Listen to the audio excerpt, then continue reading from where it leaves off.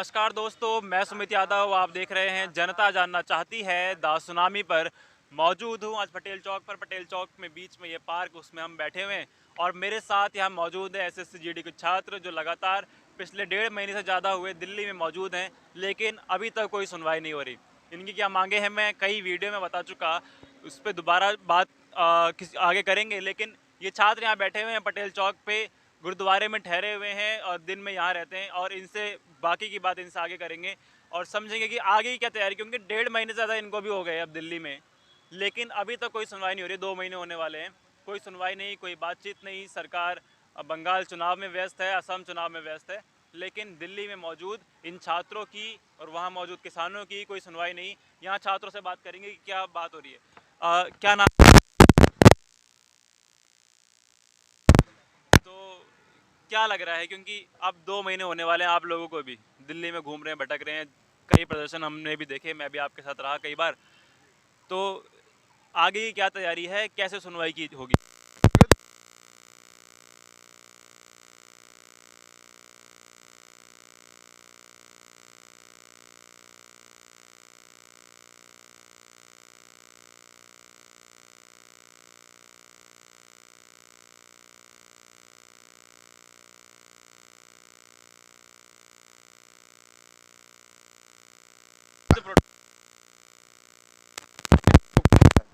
कोई दिन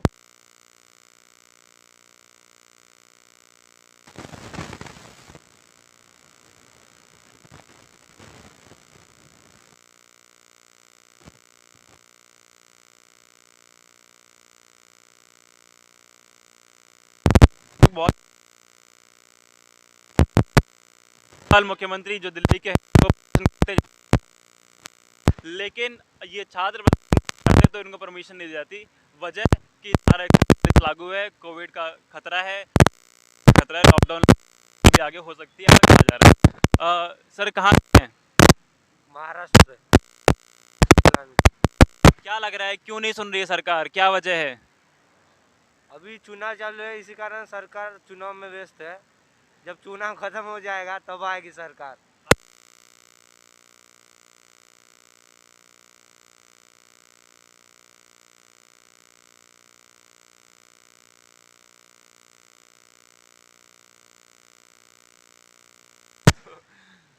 समस्या बहुत बड़ी है, लेकिन जवाब मुस्कुरा के दे रहे हैं, मास्क के पीछे उनकी मुस्कुराहट दिख नहीं रही है।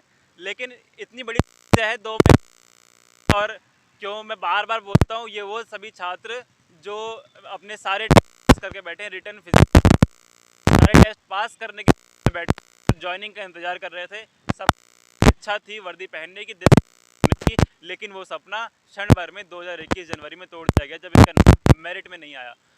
और जवाब मुस्कुरा के दे रहे हैं कि जब सरकार आएगी 4 साल लेगी उसको, उसमें क्योंकि सरकार 3 साल लंबा समय पर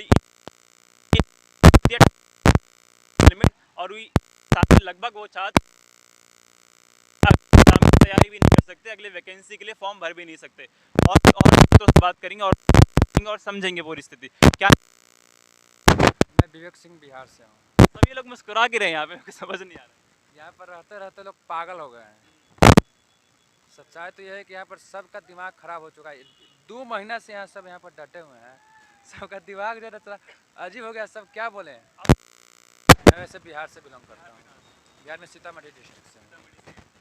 तो बिहार में भी अब की बार दोबारा वोट दिए आप तो? वहाँ पर तो बोला गया था 50 लाख रोजगार देंगे, लेकिन बस वो वोट मांगने का एक फंडा है, वोट लेने का फंडा है कि मैं इतना रोजगार दूंगा, ये करूंगा, वो करूंगा। ये भी एक बहुत अहम बात है, 2014 में 2 करोड़ रोजगार की बात की गई, और 2000 जब अभी बिहार में चुनाव हुए तो वादा तेजस्वी यादव ने भी किया, वादा नीतीश कुमार ने भी किया, 50 लाख रोजगार हम देंगे, बीजेपी सरकार ने कहा।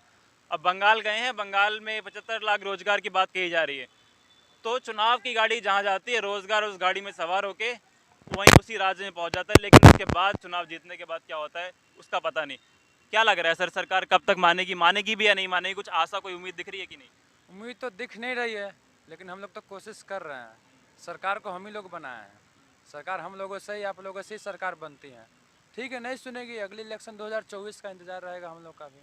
इसमें क्या है, यहाँ पर देखिए क्या होता है, 5 राज्यों में अभी चुनाव चल रही है, जहाँ पर हम लोग यहाँ पर प्रोटेस्ट करते हैं, परमिशन के लिए जाते हैं, 2-2 परमिशन कैंसिल हो जाता है।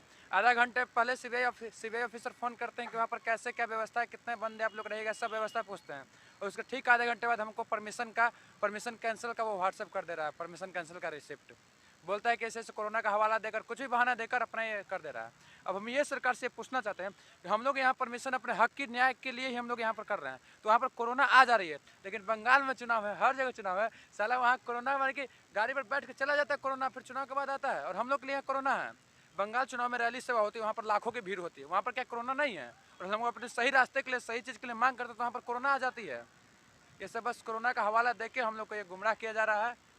चलिए, ये कोविड की गाइडलाइंस मैं भी कई बार सवाल करता हूँ कि समझ में कुछ कम आती हैं, क्योंकि जब रैलियाँ होती हैं तो लाखों लोग उस रैली में होते हैं, हज़ारों लोग उस रैली में होते हैं, लेकिन जब वोटिंग होती है तो सोशल डिस्टेंसिंग के साथ होती है।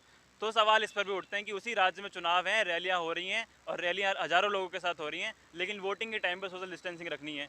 और उन राज्यों में कोई गाइडलाइंस नहीं है जिन राज्यों में चुनाव है। बाकी दिल्ली आप जाएँ, उत्तर प्रदेश आप जाएँ, तो आपको कोविड की गाइडलाइंस मिलेंगी। उन्हीं राज्यों में कोरोना नहीं होता जिन राज्यों में चुनाव है। अभी दिल्ली में चुनाव आएंगे, जब उत्तर प्रदेश के चुनाव नज़दीक हैं, उत्तर प्रदेश के चुनाव आएंगे तो वहाँ भी शायद जो अभी 144 धारा लागू है वो हटा दी जाएगी। आगे चलते हैं, और भी छात्रों से।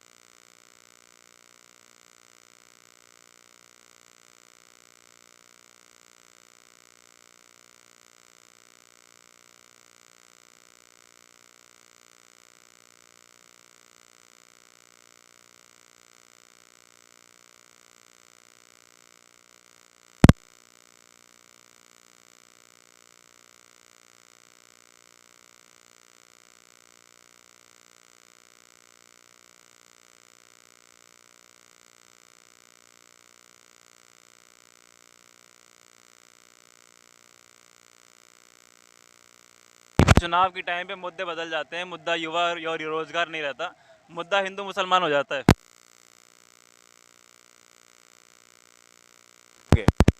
हम लोग के नहीं, क्योंकि जब हम 4 साल मेहनत कर सकते हैं ना, तो 4 साल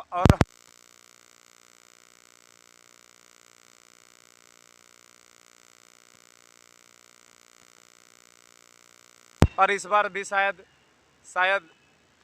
क्या, ये पता नहीं। ये तस्वीर है इन सभी छात्रों की, इसमें से आपने भी बीजेपी को वोट दिया था क्या?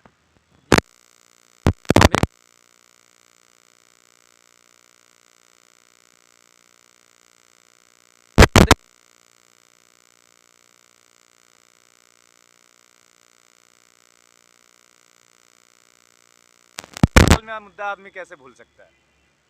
आज मेरा लाइफ खराब हो रहा है इतना सर, जल्दी भूल जाएंगे 24 तक? और हम 3 लोग। साल में हम कैसे भूल सकते हैं ये? चलिए, तो ये बात, ये युवा, ये छात्र, क्योंकि कई वीडियो में मैं बोल चुका हूँ उन लोगों से भी जो लोग नीचे कमेंट करते हैं all medical fit candidate joining, Delhi आएँ, इन लोगों के साथ बैठें, समर्थन दें, सहयोग दें, संख्या बल बढ़ाएं, संख्या की ज़रूरत है, तभी मांग जल्द से जल्द सुनी जाएगी।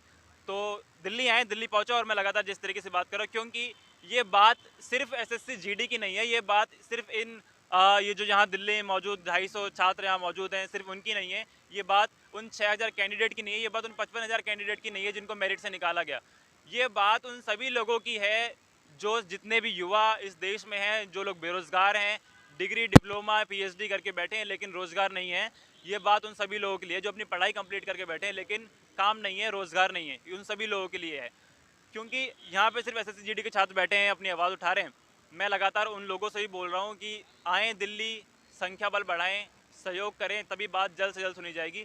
और भी आप बात करेंगे आगे की वीडियो में, मैं आपको दिखाऊंगा, और अगली वीडियो मिलेंगे इन्हीं लोगों के साथ, इन्हीं छात्रों के साथ।